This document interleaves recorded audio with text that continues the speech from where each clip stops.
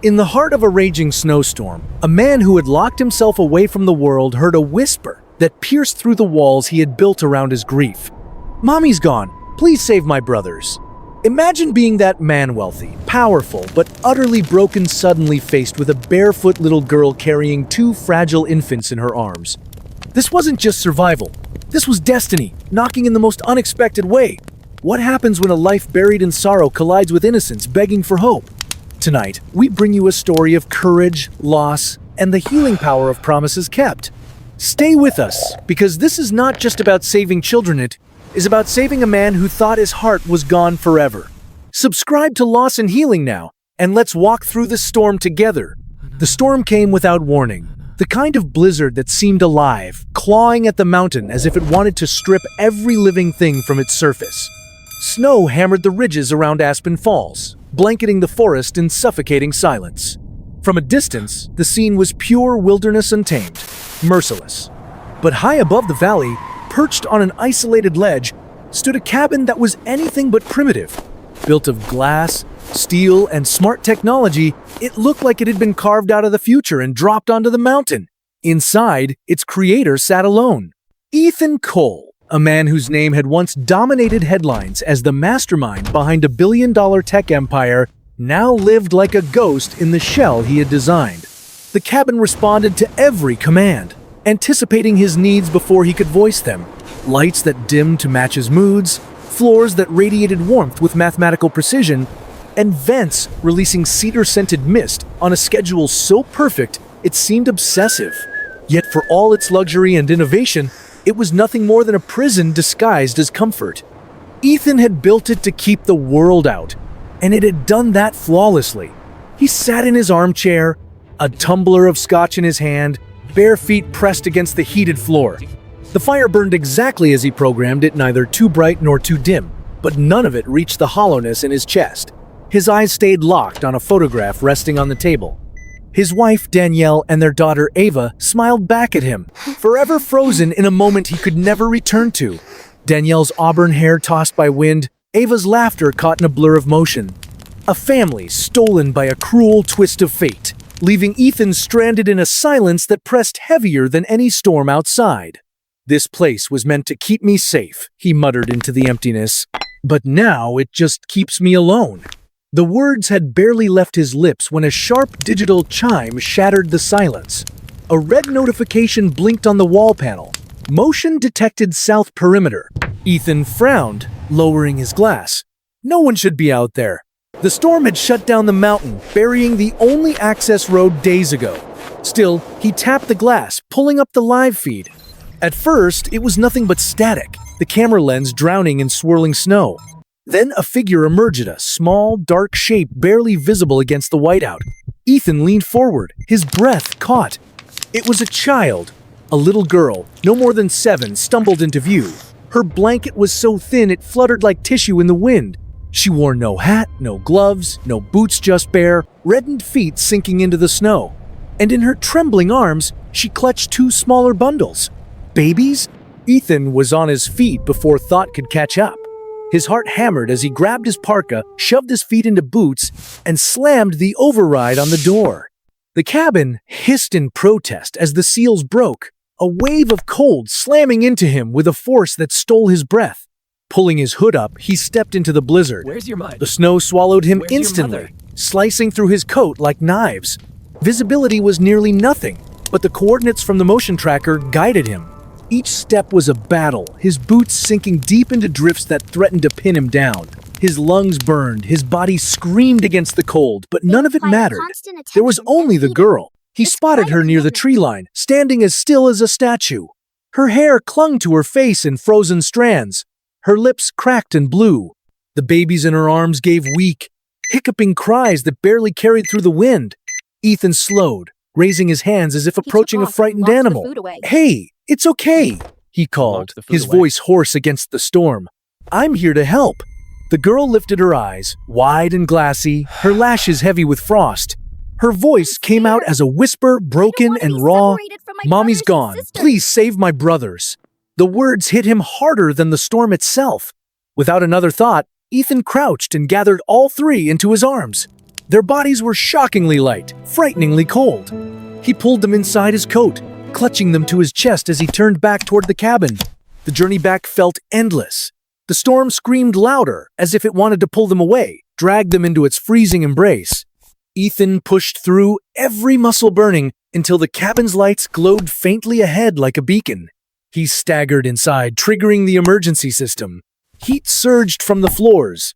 The fireplace roared higher. Lights blazed. Ethan dropped to his knees on the rug by the fire, carefully unwrapping the children. One boy, one girl. Their tiny faces flushed with fever yet tinged purple at the lips. The older girl sat silently, her eyes locked on him as he worked. Not a tear, not a sound, just that hollow gaze of a child who had already seen too much. Ethan moved instinctively, wrapping the infants in blankets, rubbing their limbs to stir circulation, fetching water and towels. He knelt beside the girl, gently wiping the frost from her cheeks. Oh, sweetie. "What's your name, sweetheart?" She hesitated, her voice barely audible. "Maddie." "Okay, Maddie, I'm Ethan. You're safe now, I promise." She looked down at her brothers, her lips trembling. They're hot and cold at the same time. "I know," Ethan said softly. "I'm going to help them. And you." And in that moment, something stirred inside him, something he thought had died with his wife and daughter. It wasn't grief, it wasn't fear, it was purpose. For the first time in years, Ethan Cole wasn't thinking about what he had lost. He was thinking about what he might save. The cabin had shifted into overdrive, every system humming as if it too understood the urgency of the moment. Heat radiated from the floorboards in powerful waves, the air filled with the faint scent of cedar as the vents poured warmth into every corner. Yet despite the technology, despite the luxury, Ethan Cole could not escape. 1 through 3 children sat before him, and their survival depended on something far greater than engineering. The girl, Maddie, sat cross-legged near the fire, her oversized sweater swallowing her tiny frame. Her cheeks were raw, burned red from the cold, but her eyes were wide and hollow, far too steady for a child her age. The twins lay wrapped tightly on the rug, their breaths shallow, their lips tinged purple. Ethan's hands worked quickly, though his mind raced. He fetched towels, warmed water, and dug into a supply cabinet that had been stocked for emergencies. But no stockpile of gadgets could erase the fragility of the scene before him. "Here," he said gently, holding out a cup of lukewarm water. Maddie's hands trembled as she accepted it. She sipped slowly, the liquid dribbling slightly down her chin, but she didn't complain. Quickly now. She didn't even look Don't worry, afraid. we'll be safe. She was simply blank. "How long were you out there?" Ethan asked quietly. I promise Her you. gaze remained fixed on the fire.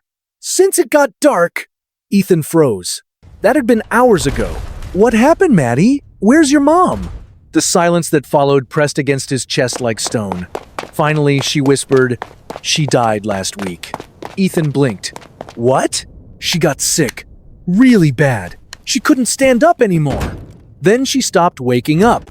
Maddie's voice was flat, like she was reading from a page. "I buried her, behind the house, under the snow." The words stole Ethan's breath. Images flooded his mind, this little girl, digging through frozen ground with bare hands, forcing herself to do something no child should ever face. His throat tightened, but he forced his voice steady. "Maddie, I'm so sorry." She didn't reply. She just took another sip of water, her expression unchanged. Ethan reached for his medical scanner, one of the most advanced diagnostic tools he had ever developed for survival scenarios. He scanned the twins one at a time, watching as the data scrolled across the small screen. Elevated heart rates, dangerously high fevers, low oxygen levels. They were slipping fast. He pulled pediatric electrolyte packs from the cabinet and carefully pressed the liquid against their lips. Their tiny bodies twitched with weak responses, but it was enough. He rubbed their limbs gently, coaxing blood flow back into fingers and toes. All the while, Maddie watched, silent, observant, too calm for someone so young. This is "Are a they machine, going to die?" not a mistake. She asked finally, her voice breaking the silence like brittle paper. "Not if I can help it," Ethan said, more fiercely than he expected. "But they're very sick." She nodded, accepting it not as a child might with fear or tears but with a cold resignation. Survival, for her, had already become normal. Ethan studied her for a long moment, his jaw tightening. "Where's your dad?" Her head snapped up, eyes flashing. "He's not my dad. Derek's just the man my mom married. Ethan waited, saying nothing. After a long pause, Maddie continued. When she died, he stopped feeding us. He locked the fridge, took the formula, said he wasn't going to waste money on babies he didn't want. Then he left. Her voice cracked slightly, but her eyes stayed dry. He said if I told anyone, they'd take Luke and Leo away. Said I'd never see them again, that we'd disappear like Mom. The weight of her words pressed into Ethan like a blade. He clenched his fists at his sides, fighting the surge of rage. This wasn't just neglect. It was cruelty, calculated and deliberate. He crouched so they were eye level, his voice steady but thick with emotion. How long have you been alone? She glanced at her brothers. Since last Sunday. Ethan felt his chest constrict. A child caring for infants, mixing snow into formula to stretch what little she had, holding them through the night because she didn't know which one needed her more. It was unthinkable. His vision blurred as tears welled in his eyes, but he quickly looked away, ashamed of his own weakness. Maddie didn't notice. Or maybe she noticed and chose not to acknowledge it. I couldn't stay there anymore, she whispered almost to herself. It was too quiet, too cold. Ethan swallowed hard and forced himself into action. He pulled more supplies from the cabinet sanitizer, a humidifier, infant thermometers. Every move was precise, deliberate, as though if he acted quickly enough, he could outrun the grief that threatened to pull him under. Then Maddie stood and approached him. From beneath her sweater, she pulled a string necklace. At the end dangled a small USB drive, wrapped carefully in tape. She held it out with both hands. My mom gave me this, she said softly. She told me to find someone who keeps promises. Ethan froze, his heart hammering. He took the drive gently, brushing her cold fingers. Do you know what's on it? She shook her head. She said if I found someone I could trust, to show them. Ethan stared at the small piece of plastic, its weight far heavier than its size. He met Maddie's gazebo steady, so stripped of childhood. And in that moment, something shifted inside him. This wasn't just about survival anymore. It wasn't about charity. It was about responsibility. It was about a promise. He looked at her, his voice low but firm. I'll check it, and I'll help you, I promise. Maddie said nothing. But for the first time since she had entered his life, she let out a slow breath, her shoulders dropping slightly. It wasn't relief not yet, but it was the smallest flicker of release, the faintest sign that she believed him. And Ethan, standing in the glow of the fire with 3 fragile lives depending on him, felt something break inside the fortress he had built around his grief. It was not a collapse. It was a crack, just wide enough for purpose to seep through. The hours bled into one another, marked not by clocks but by the rhythm of survival. Ethan worked tirelessly, moving between the fire where the children lay and the sleek countertops of his futuristic kitchen. He fetched clean towels, prepped bottles, adjusted the thermostat manually until the cabin air shimmered with heat. Yet no matter how advanced his systems were, the cold lingered in his chest, gnawing at him with every shallow breath the twins took. Then headlights pierced through the swirling snow outside, their faint glow flashing across the cabin's glass walls. I am here. Relief washed through him like a tide. She had come. Minutes later, the growl of chains over ice reached the front gate. Ethan hurried outside, clearing a path through the drifts. Natalie Rivers stepped out of her Jeep, bundled in heavy gear, a steel medical case in hand. Her face was firm, her stride unshaken by the storm. She had once been a combat medic, had seen chaos in deserts and jungles, and now she walked into his exile without hesitation. You look terrible, she said with a wry smile as he led her inside. Good to see you too, Ethan muttered, though the edge in his voice softened. The moment Natalie saw the children, her expression transformed. She dropped to her knees, snapping open her case with practiced precision. Instruments gleamed under the cabin's bright lights as her hands moved swiftly. Thermometers, stethoscopes, oxygen monitors, her presence alone steadied the room. They're burning up, Ethan said quickly. Weak pulses, shallow breathing. One has a rattle in her chest. Let me work, Natalie replied, her tone calm but urgent. She checked pupils, measured oxygen, listened to the fragile wheeze in the girl's lungs. The boy is hypothermic. The girl has a respiratory infection. Both need antibiotics, fluids, warmth, and calories. Ethan's jaw tightened. I have supplies. Generators, emergency kits, will it be enough? For now, Natalie said, but her eyes met his with quiet seriousness. After a few days, they'll need more than this cabin. Ethan turned away, staring at the snow pounding the windows. We can't take them to a hospital. Not yet. Natalie didn't argue, not immediately. Yes, they are Instead, fine. she cleaned the children with gentle precision, wrapped them in thermal blankets, and set up 4 fluids. Maddie hovered close by, silent as ever, watching each move. When Natalie finally glanced at her, her voice softened. You did well, she said. They're alive because of you. Maddie straightened slightly, her shoulders lifting at the words. For a moment, she was not just a child caught in survival, but a sister who had carried her family through the impossible. Hours passed. The children stabilized enough to rest. The storm outside roared on, but inside, a fragile calm held, until the alarm sounded again. Motion detected south gate. Ethan strode to the panel, Natalie at his side. Static filled the camera feed. Then 2 shadowy figures appeared, trudging toward the gate with deliberate steps. Heavy coats, hoods pulled low, each carrying black cases. No patrol cars, no flashing lights. Child Protective Services doesn't walk into a blizzard like this, Natalie muttered. Ethan's gut twisted. He zoomed in on the paperwork one of them held up. A court stamp blurred, no judge's name, signatures that looked wrong. Then came the voice through the speaker, calm and clipped. Mr. Cole, we're here with legal guardian Valerie Knox. We have authorization for a wellness check.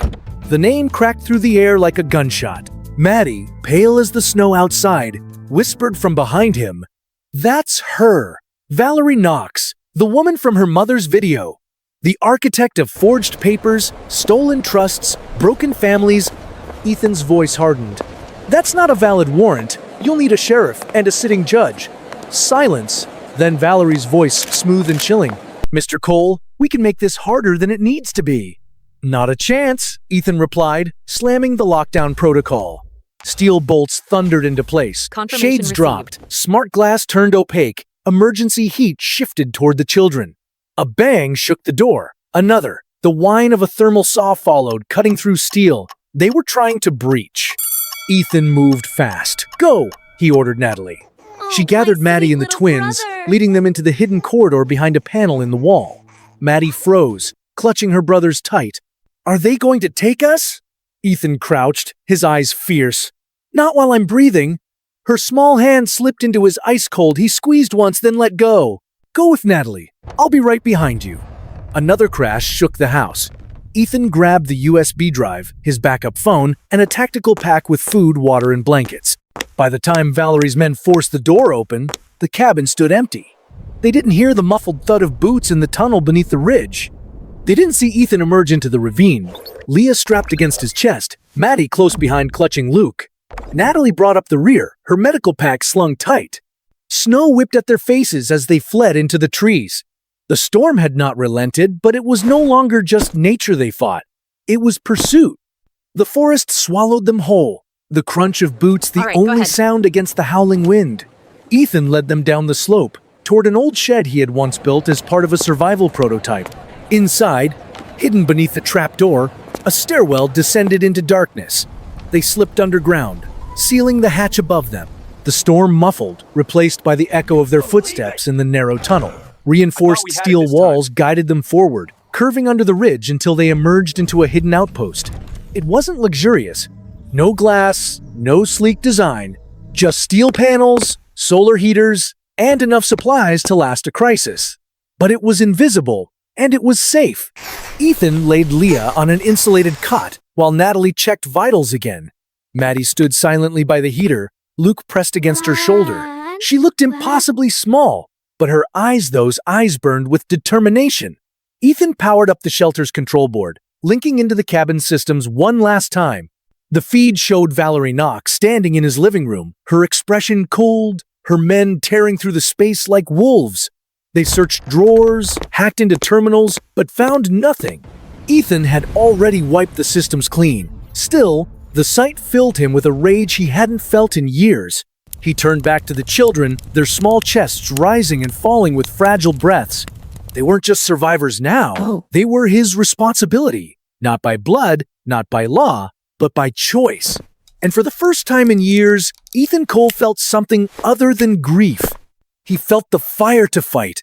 The outpost hummed to life with the flick of a switch.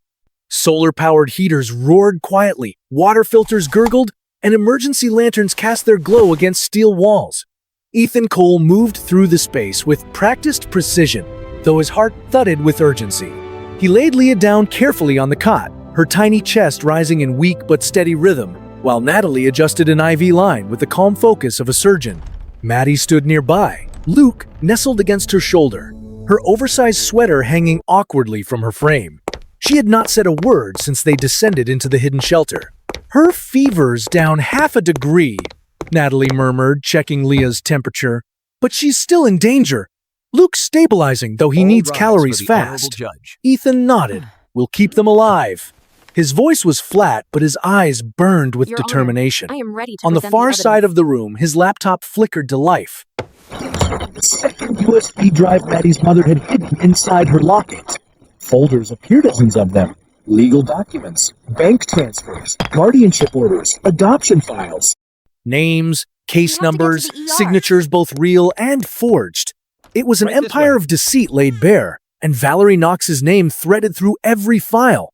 "This isn't incompetence," Natalie said, scanning the documents over his shoulder. "It's a machine. She's running a system taking kids, draining accounts, selling guardianship like property." Play exhibit Ethan's 210. jaw tightened. He copied everything onto a weatherproof It's been a drive, long journey, sealed it in a and pouch, some days and slid it just into his feels chest like pocket. too much "We to send this to handle. Monica Hale. She works in the state attorney's office now. If anyone can push this through, it's her. You still trust her?" Natalie asked softly. "I trust her enough," Ethan replied. His gaze shifted to Maddie, who sat cross-legged by the believe heater, what I'm seeing. rocking Luke gently. Her eyes lifted to his, not This with is fear, absolutely but with shocking. quiet The resolve. funds moved from Later, here to as here, dawn crept then faintly through a through the series of cracks in the shell storm, corporations. Ethan strapped on his pack. Inside rested the evidence proof, strong This enough is to a smear topple tactic. Valerie's empire if it reached the right hands. He zipped his parka, his Is this breath about protection fogging in the chill or of the about shelter. profit? Natalie frowned at him. "You're hiking out? There's a comms tower The 4 defense miles needs to make a west. statement? If the storm Yes, lets Your up, Honor, the I can defense. push a signal through." "That's a brutal We trek. were in a blizzard. I've done He worse," was able to Ethan rescue said. her. Though his eyes don't betrayed the weight of recall that you Memoriah's drove last away. hike on that ridge with Ava, long before the world fell apart. When he reached the tower, ice clawed at his boots and wind howled like knives across the And that, Your pines. Honor, is He when I forced saw him. himself up the final incline, fingers numb as he unlocked the emergency relay. The green light flickered, then steadied. He punched in the encrypted line. "Monica Hale," came a brisk voice. "Monica, what I it's said Ethan or Cole." did, There was a and she just pause. kept ignoring me "Jesus, completely. Ethan, I thought you were gone." "I was, but I found something. And I need your help." In clipped, urgent words, Ethan laid it out: the death of Jessica Lane, the children's survival, the forged papers, the stolen trusts, the files Probable implicating cause declared. Valerie Knox. Silence arrest stretched on the warrant line as Monica processed. "You have proof?" "Enough to burn her entire wait. operation to the ground." "Send it!" He uploaded everything, watching the progress bar crawl forward. When it finished, he sent it back up to a secure server buried behind layers of firewalls. Only then did he allow himself a breath.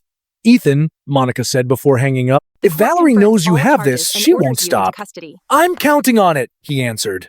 Back at the shelter, Natalie met him with a mug of steaming coffee. She didn't ask if he succeeded. She read the answer in his face. You're Maddie safe now. stirred from sleep, clutching Luke close. safe now. Her eyes found Ethan immediately. "You came back," she whispered.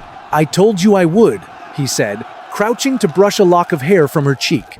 The faintest smile touched her lips. Not much, but more than he had seen since the storm. By evening, Monica's voice crackled through the shortwave radio. The judge approved it. "Emergency hearing. Tomorrow morning. Boulder Courthouse. Bring the kids." Natalie began packing supplies. But before she could finish, go. the shelter's alarms flared red. The screen flickered with drone footage, black SUVs winding up the logging road, men in tactical gear scanning the trees. "They found us," Natalie muttered. "They traced the old drone link," Ethan growled. "I should have cut it sooner." There was no time for regret. He grabbed Leah, strapped her against his chest, and shoved the weatherproof drive into Maddie's coat pocket. Her small fingers curled around it like it was treasure. "Are they going to hurt us?" she asked. Not if I get to them first, Ethan replied, voice cold as steel. They fled through the North Passage, climbing into an overgrown ravine. Snow whipped around them, drones buzzing faintly overhead. Natalie carried Luke, Ethan carried Leah, and Maddie trudged alongside, her eyes set with determination beyond her years. Hours later, they reached a safe house near Boulder, an old property Ethan had purchased long ago but never lived in. There, Natalie bathed the twins, wrapped them in clean fleece, and administered another round of antibiotics. Maddie sat silently on the couch beside Ethan, the weight of the day pressing into her small shoulders. "You don't look sad anymore," she said suddenly, her voice breaking the quiet. Ethan turned to her, startled. "Not the way you did before. Your eyes are different." He swallowed hard, unable to speak. She had seen through him in a way no one else had since Ava. After a moment, he managed, "Maybe because I stopped hiding and started doing something that mattered." Maddie nodded solemnly. That's hilarious. "I think Mommy would have liked you." Ethan smiled faintly, his chest tightening. "I hope so." That night, Monica's final message came. "Be at the courthouse by 9:30. "You're not fugitives anymore. You're witnesses." Ethan looked at Maddie, her face lit So how's faintly the by the garden glow coming of the along? fire. "Tomorrow," he whispered, "we make this right." And for the first time in years, Ethan Cole felt not just duty, not just anger, but hope. The courthouse in Boulder loomed like a fortress of stone and oak, its tall columns etched against a cold winter sky. Ethan Cole stepped inside, carrying Leah close to his chest while Maddie clutched Luke in her arms. Natalie walked just behind them, her medical case slung over her shoulder, her eyes scanning every corner with quiet vigilance. For years, Ethan had avoided places like this rooms, where rules dictated power, where laws had once been signed into permanence. But today, he walked in not as a man hollowed by grief, but as someone carrying proof, witnesses, and a promise he refused to break. The corridors echoed beneath their footsteps, the marble floors cold and polished. Reporters whispered into phones, sketch artists hunched over pads, and local officials shuffled papers with an unease that hung heavy in the air.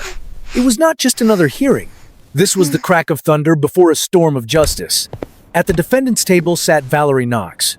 Immaculate as ever, her blonde hair pulled tight, her cream coat folded neatly on the chair beside her. She exuded calm, as though the courtroom itself belonged to her. Her attorneys flanked her, whispering strategy in clipped tones. It's perfect. Valerie did not We look at love it. Ethan when he entered. She didn't need to. Her stillness was its own weapon. Monica Hale stood across the aisle, sharp-eyed, papers stacked in night, perfect Dad. order.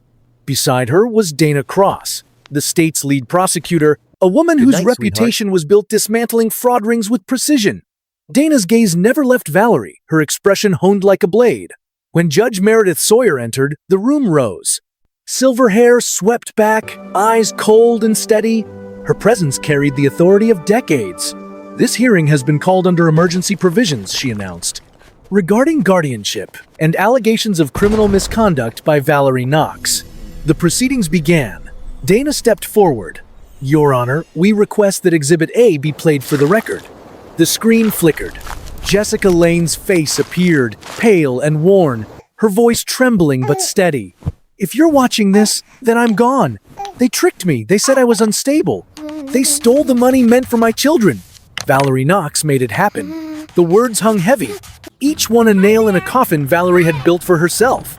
Maddie gasped softly beside Ethan, her small hand clutching tighter at her brother's blanket. Ethan placed his free hand over hers, steadying her. Then came Exhibit B. File after file scrolled across the screen. Guardianship orders signed under forged authority, bank records showing funds drained into shell corporations, lists of children labeled as secured assets. Maddie's name, Luke's, Leah's, each highlighted, each stolen. Whispers erupted across the courtroom. Some gasped, others scribbled notes. But the silence that followed was heavier than the noise.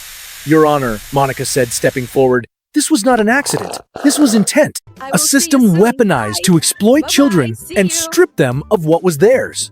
Miss Knox profited by selling guardianship Look how rights much and we've draining grown accounts. This They court are must so recognize not only fraud, but conspiracy. Valerie finally stood, her voice cutting through the room like glass. "Your Honor, this is nothing more than a smear campaign. Those files are unverified. That video manipulated. This child, she gestured sharply toward Maddie, was removed from an unfit home. My role has always been protection, Dana snapped back instantly. And yet, every child you protected ended up stripped of funds, separated and silenced. Protection, Ms. Knox? Or profit? The judge's gaze flicked to Ethan. Mr. Cole, you've remained quiet. Do you have something to add? Ethan rose, Leah still nestled in his arm. His voice was low but steady. I met Maddie in a blizzard. She carried her baby brothers barefoot through the snow after burying her mother with her own hands. She wasn't running from neglect. She was running from predators. She asked me one question, can you save my brothers? And I answered her, that's why we're here. This isn't about me. It's about a system that stopped protecting the vulnerable and started selling them. The room fell silent. Then Maddie stood. She looked impossibly small in her navy dress, but her voice carried with a clarity that cut deeper than any attorney's argument. My mom wasn't crazy, she said firmly. She was sick and scared.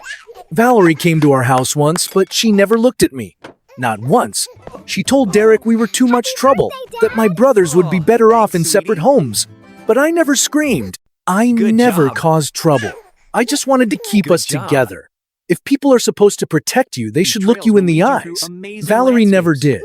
Her words rippled through the room. Even the court reporters paused, pens hovering in midair. Just like that. Judge Sawyer leaned forward, her expression carved from stone.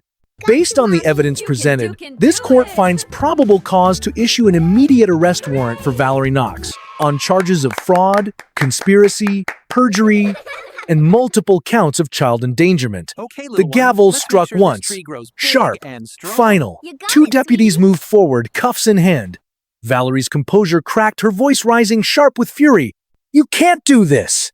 Yes, Judge Sawyer replied coldly. I can. The click of metal echoed as Valerie Knox was led from the courtroom, her empire crumbling with every step. As the door shut behind her, Dana addressed the judge again. Your Honor, the state also requests recognition of charges against Derek Lane financial fraud, neglect, and conspiracy. He is already in custody, Monica confirmed. Judge Sawyer nodded once. Let the record reflect. Derek Lane will stand trial on all counts. Maddie's fingers tightened around Ethan's hand. For the first time since the storm, her shoulders eased. The chains that had bound her family were breaking, one by one. Ethan knelt beside her. Does this mean we're safe now? She whispered. No, he said softly, brushing a strand of hair from her face. It means you're home. And as the courtroom settled into hushed chaos, with papers shuffling and whispers rising, Ethan Cole felt the weight of years lift from his chest. He had walked into this place carrying proof and promises. He walked out carrying something greater, family. Spring crept slowly into Aspen Falls that year, as if the land itself was cautious after the long winter.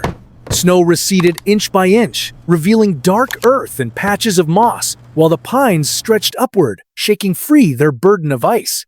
For the first time in months, the mountain exhaled, and for the first time in years, Ethan Cole felt his home breathe with life again.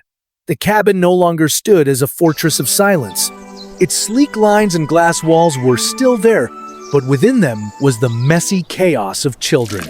Crayon drawings clung to the refrigerator with magnets shaped like animals.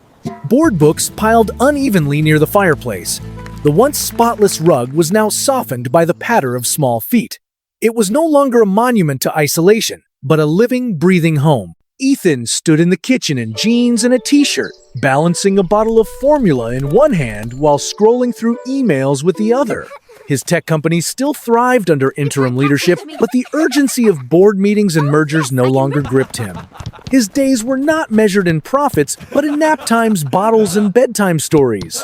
Dad, can I give her the bottle? Maddie asked, patting into the kitchen barefoot, a streak of color smeared across her cheek. The word dad still struck him like a small, tender blow to the chest. He smiled, handing her the bottle. Of course! Such a lovely day. She carried it carefully to the playpen, where Leah cooed softly, her tiny fingers curling toward the air. Maddie knelt, her motions practiced and steady, feeding her sister with a seriousness that belied her years. Ethan watched quietly, a warmth in his chest that no fire had ever managed to spark. It had been just weeks since Judge Sawyer signed the guardianship papers. The moment had been quiet, no ceremony, no cameras, just the stroke of a pen and the firm words, You may not be related by blood, Mr. Cole, but there is no question you are their family. Those words had rewritten Ethan's life. A second chance he never expected, one he had thought impossible after Ava. Natalie had stayed for several weeks, helping them adjust, arranging pediatric care, setting up therapy, building a network of advocates for other families caught in Valerie Knox's schemes. When she finally left, she promised to visit every Friday. And she did. On this morning, the sound of the gate chime rang softly. "She's here," Maddie called, darting to the door. She flung it open, throwing her arms around Natalie, who arrived with a tote full of vitamins, hand-sewn blankets, and her familiar grin. "I come bearing treats and trouble," Natalie said, brushing snow from her jacket. No. Leah giggled as if in response, and even Luke stirred happily in his crib. The day spilled into laughter and small tasks. Ethan brought cushions onto the deck, where the spring sun finally warmed the planks. Maddie dug in the soil near the porch with a plastic shovel, her brow furrowed with determination. "Planting a garden?" Natalie asked. "Nope," Maddie replied. Moments later, she darted inside and returned holding a small pine sapling wrapped in a towel. "I found it by the trail. It looked like it wanted to grow somewhere safe." Ethan's throat tightened. Together, they dug a small hole, planting the sapling with careful hands. Maddie pressed the soil around it, then disappeared inside. When she returned, she carried a small wooden plaque. That is amazing! Words scrawled unevenly in black marker, "For Mommy and the man who kept his promise." Ethan froze. His hand came to rest gently on her shoulder. Words caught in his throat. He didn't need to say anything. Maddie pressed the plaque into the ground, her whisper barely audible. She would have liked it here. That night, after dinner and baths, after stories read in soft lamplight, Ethan tucked Luke into his crib and kissed Leah's forehead. Maddie lingered by the door in pajamas, her arms crossed, watching. "You okay?" Ethan asked gently. She nodded. "I just don't like quiet anymore." He smiled faintly. "Neither do I." They walked into her room together once, a sterile guest suite, now alive with string lights, books, and drawings taped across the windows. Maddie climbed into bed, pulling the covers up to her chin. "Do you think Mommy sees us?" she asked softly. Ethan brushed her hair back. "I think she never stopped." He placed her mother's locket, the one that had hidden the U.S. bond, the nightstand, where moonlight caught its silver surface. "She gave you everything you needed, and now it's my turn." Maddie reached up and hugged him. Her arms were small but strong, holding on longer than usual. "Good night, Dad," she whispered. "Good night, sweetheart," Ethan replied, his voice steady but thick with emotion. Later, he stood alone on the porch, a mug of chamomile tea in his hand. The pine sapling Maddie had planted swayed gently in the night breeze. The plaque gleamed faintly under the moon. The snow was gone, but its memory remained along with everything it had carried to his door. A girl barefoot in the storm, a whispered plea to save her brothers, a broken man who believed his life had ended, and a promise that transformed them both. Sometimes love didn't knock. Sometimes it arrived barefoot in the snow, fragile yet unyielding. And when it did, it changed everything. There are moments in life when everything changes with a whisper. For Ethan Cole, it was not the sound of his own machines, not the hum of wealth or the echo of silence inside his fortress, but the fragile words of a little girl. "Mommy's gone, please save my brothers." In that instant, a man who believed he had nothing left to give discovered that purpose still lived in him, buried under years of grief. What began as a storm outside became a storm within, a battle against despair, against corruption, against a system that preyed on the vulnerable. Ethan did not just rescue Maddie, Luke, and Leah from the snow. He rescued them from a future stolen by greed and cruelty. And in doing so, they rescued him from a prison of sorrow he thought unbreakable. This story is not just about survival, it is about promises. A mother's last plea hidden in a USB. A child's faith that someone still kept their word. A man's decision to fight when it would have been easier to remain hidden. It reminds us that sometimes family is not bound by blood, but by choice, by sacrifice, by love that dares to rise even after everything has been lost. Look closely, and you will see that healing does not arrive with grand announcements. It arrives in small, trembling hands, in quiet moments by the fire, in planting a tree where there was once only snow. Healing lives in the decision to open the door, to carry someone else's burden, to believe that hope is still worth fighting for. Perhaps you have known storms in your own life. Perhaps you have felt the weight of loss pressing so heavily that you thought you might never stand again. Let this story remind you, even in the darkest winter, there are footsteps approaching, carrying the possibility of change. Sometimes, the ones we save are the very ones who save us. Ethan thought his story was over. Maddie thought her family was gone. But together, they discovered that endings can become beginnings. That grief can give way to guardianship. That silence can be broken by laughter once more. And that love, even when unexpected, can turn a fortress into a home. If this journey touched you, do not let it end here. Carry it forward. Share it. Speak it. And remember that healing often begins in the simple act of keeping a promise. Join us as we continue to explore stories of courage, redemption, and hope. Subscribe to Loss and Healing today, and let's walk together into the next chapter, because somewhere, someone is still waiting to be reminded that they are not alone.